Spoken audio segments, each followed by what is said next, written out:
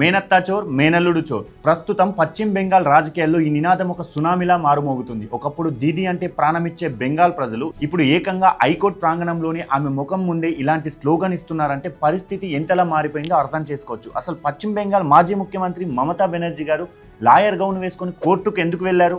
అక్కడ ఆమెను అంతలా అవమానించడానికి కారణాలేంటి? ఈ మొత్తం వ్యవహారాల్లో ఉన్న అసలు చిక్కులేంటో ఇప్పుడు చూద్దాం. మొదటగా ఆమె కోర్టుకు ఎందుకు వెళ్లారో క్లియర్గా తెలుసుకుందాం. ఇది ఇప్పటికిప్పుడు మొదలైన గొడవ కాదు. 2021 అసెంబ్లీ ఎన్నికల్లో నందిగ్రామ్ నియోజకవర్గంలో మమతా బెనర్జీ సువేందు అధికారి చేతిలో ఓడిపోయారు.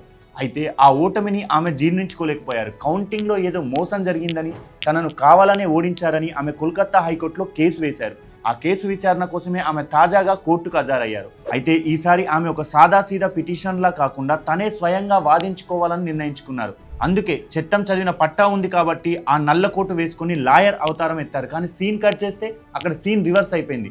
ఆమె కోర్టు హాల్లోకి రాగానే అక్కడ ఉన్న ప్రత్యర్థి వర్గాలు, కొందరు అడ్వకేట్లు ఒక్కసారిగా రెచ్చిపోయారు. పీసీ చోర్, బాయిపో చోర్ అంటూ కోర్టు ప్రాంగణం దద్దరిల్లేలా నినాదాలు చేశారు. పీసీ అంటే మేనత్త మమత, బాయిపో అంటే ఆమె మేనల్లుడు అభిషేక్ బెనర్జీ. ఇప్పటికే బెంగాల్ను కుదిపేసిన టీచర్ల నియామకాల కుంభకోణం, సందేశ్ ఖాళీ వివాదం, ఇలా ప్రతి దానిలో వీరిద్దరి పేర్లు వినిపిస్తుండడంతో ప్రజల్లో ఉన్న కసి అంతా కోర్టు బయట నిరసనగా మారింది. అయితే ఇక్కడే ఒక పెద్ద లీగల్ ట్విస్ట్ బయటకు వచ్చింది. మమతా బెనర్జీ గారు లాయర్ గౌన్ వేసుకుని వాదించడానికి సిద్ధపడ్డారు. కానీ అసలు ఆమెకు ప్రస్తుతం ఆ హక్కు ఉందా అనే అనుమానాలు మొదలయ్యాయి.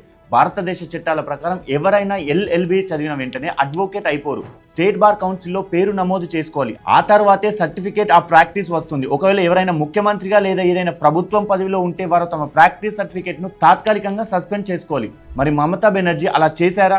మళ్ళీ ఆ సర్టిఫికేట్ను రెన్యువల్ చేసుకున్నారా అన్నదే ఇప్పుడు $1 మిలియన్ ప్రశ్న.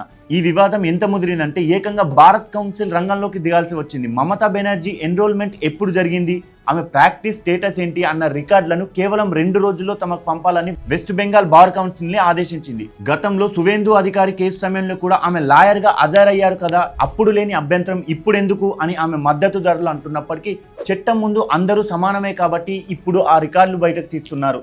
చివరిగా ఒక మాట, ఒకప్పుడు బెంగాల్ వీధుల్లో మమతా కనిపిస్తే జై జైలు వినిపించేవి. కానీ ఇప్పుడు కోర్టు హాల్లోనే ఆమెకు వ్యతిరేకంగా నినాదాలు రావడం, ఆమె ప్రాక్టీస్ సర్టిఫికేట్ మీద కూడా అనుమానాలు రావడం చూస్తుంటే ఆమె రాజకీయ భవిష్యత్తు ఒక గందరగోళంలో పడిందని అనిపిస్తుంది. మరి ఈ విషయంలో మీరేమంటారు? మమతా బెనర్జీ మళ్ళీ లాయర్గా గెలుస్తారా, లేక ఈ లీగల్ చిక్కుల్లో ఇరుక్కుంటారా? మీ అభిప్రాయాన్ని కామెంట్ చేయండి. ఇలాంటి మరిన్ని వీడియోల కోసం చరణోగ్రఫీ ఛానల్ని ఫాలో అవ్వండి.